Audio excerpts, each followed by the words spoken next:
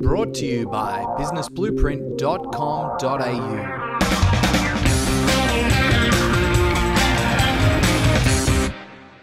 I fell off the motorbike the last corner before I got home. That one that I'd been around tens of thousands of times as a kid, because I grew up in this house, okay? And I was, 26 at the time. So I'd been around that corner a lot until I left the army. And this day there was a dog on the road. I went around the dog thinking, I'm a silly dog. Next thing I know, I'm looking at the sky and the ground and the dirt and the weeds. And I stopped rolling. And I go, oh my God, I've fallen off my cousin's motorbike. What have I done to it? I gave him such a bollocking about not screwing up my car. Now, who's going to be the one apologising? And I went to sit up to have a look at the damage. I thought, I've taken paint off of all the panels and everything. I wasn't going terribly fast. I was still conscious. And I went to sit up. And I'm like, come on, Dale, sit up. And I couldn't sit up. And so I quickly checked myself, because when you're in the army, you get taught to yell out, area clear, what happened? It's sort of like Dr. ABC when you're doing first aid. And it gets you thinking in that mindset of taking care of yourself. So I did a quick self-assessment. I realised I broke my collarbone. That was a bit sore. So I stopped moving that arm around. And I kept on feeling now around. And I felt down to my left leg. And I touched my left leg just here. And with that one touch, my life changed forever. Because I could not feel my legs. They were numb. That leg was numb. That was numb. Everything below my waist, below my belly button was numb. So as a good-looking pilot that married a stunner who wanted to have kids, I just hoped then that a semi-trailer would come along and run me over. All right? What's a pilot without the use of his brain? Okay? And so there started my life then as a paraplegic. Now, where do you think your mind and your sense of self would go at that point? It's hard to imagine, isn't it? It's somewhat a little bit painful to imagine. You don't want to, it's like one of those memories, one of those things you don't want to imagine too much, like someone you love dying or something. No, I just won't think about it.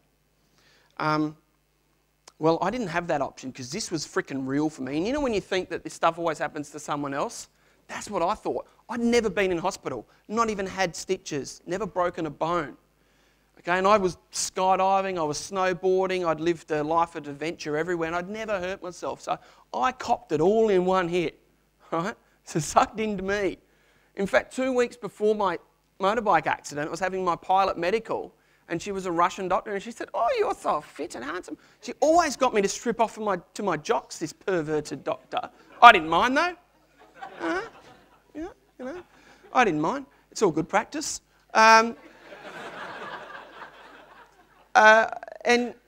she goes through the sheet, have you got this, have you got that, have you got that, have you got that? No.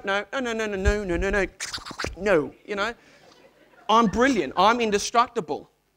2 weeks before my accident, I was sitting in the terminal waiting to get on a plane to fly, and the chief pilot of another airline was there, and he was the president of the Australian Pilots Association. That's like the governing body for pilots. They take care of our rights, much like Mr. Joyce from Qantas does too.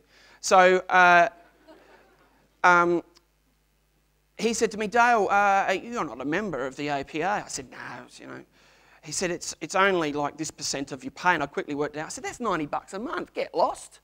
I'm already paying $450 a month to Telstra for my mobile phone, because that's what it was back then,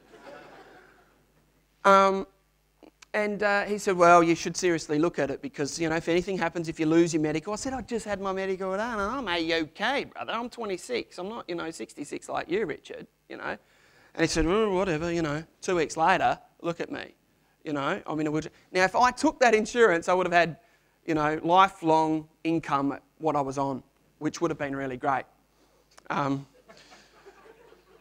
My wife has still worked out somehow to buy shitloads of shoes. I think she's using my shoe allowance because I don't buy that many anymore. In fact, I've had these for about 8 years. You could eat off the soles of them. My tyres, on the other hand, they've seen a lot. Okay, so that was this accident, okay? And so you're in hospital all of a sudden. You don't realise when you leave home to go and see your parents that you're not coming back for 2 months. You don't realise that. You would have taken a few more pairs of undies if you did. All right? So the first day back, I come back in this old clunker of an electric wheelchair because I couldn't push a manual one around like I've got now because I had a broken collarbone. And I couldn't do it. It was too painful. So I went in this electric wheelchair. My dog Jack, you can just see him there in the corner down. He was so happy. He didn't know I was gone for two months either. He didn't know that was going to happen. So he was really stoked to see me. I had to go through all the rehab and everything. And I thought, what's the use? I've seen the MRI. My spinal cord's shot. I can't feel a thing. I could chop my legs off with a chainsaw. Good stage trip. I could only really do it twice, couldn't I? I wouldn't really get booked in Vegas for that, would I? Man who chops his, where are they? I said, well, that part's on my resume, Peaked too early. The physiotherapist, Coralie there, she's straight out of university. She knows everything. I'm a 26-year-old pilot. I know everything. There was a lot of clashes of attitude there. I just wanted to get the freaking hell out of hospital and get home. Be a man again, Frank Spencer style. I'm a man, Keep saying it, Frank. I don't think you really are. But anyway, lovely fella. I wanted to get home, and Coralie told me that I needed to get out of my chair onto the ground and then from the ground back into my wheelchair again to show her that I can go home. Actually, to show her that I can get my driver's license back to drive a car. Because, I drive a car. I just got hand controls. Stop, go.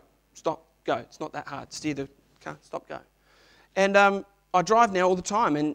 And so she had me. She had something over me.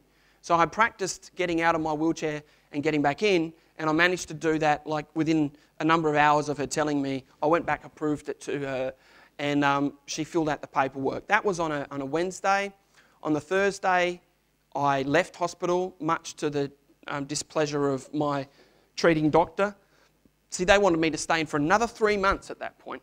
I said, in another 3 months, I won't be here. I'll be somewhere else, So I've got to get out. And they said, well, we can't stop you. And off I went.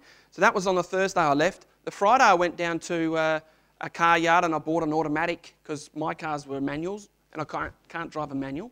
So I bought this little Mitsubishi Colt automatic.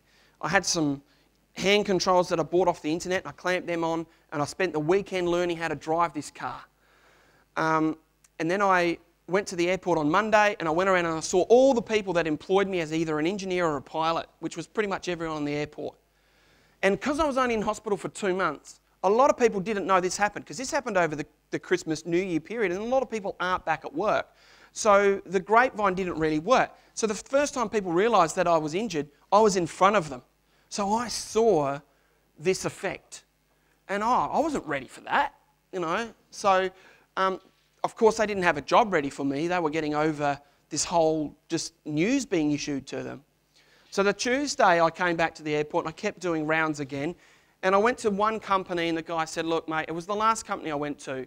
And he said, I don't have anything for you. And I said, can I just come in to work tomorrow anyway? Because I'd rather be here helping you for nothing than sitting at home feeling sorry for myself. And he said, all right. Well, 3.5 years later, that business had gone from turning just over $1 million a year to turning over 4.5. The business was listed as Entrepreneur of the Year awards in 2 of those 3 years. And we had some of the biggest contracts in South Australia servicing the mines, Roxby Downs, BHP as clients, major corporate accounts with big businesses. Before that, before I started, they only had 2.5 staff. So 2 full-timers and a casual, and they had 2.5 planes. So the half a plane was seasonal with crayfish carrying. When I left, we had 12 aircraft. We had 16 pilots and 24 staff, including our own maintenance facility and our own flying school. So I put all of my energy that I had reserved for wearing a G-banger up there on a flight deck into his company, and we were best mates after that, and we really made it happen. So even in the face of adversity, you can spin things around, and I wish it was my company. But, I realised that I could still do stuff. Brought to you by businessblueprint.com.au.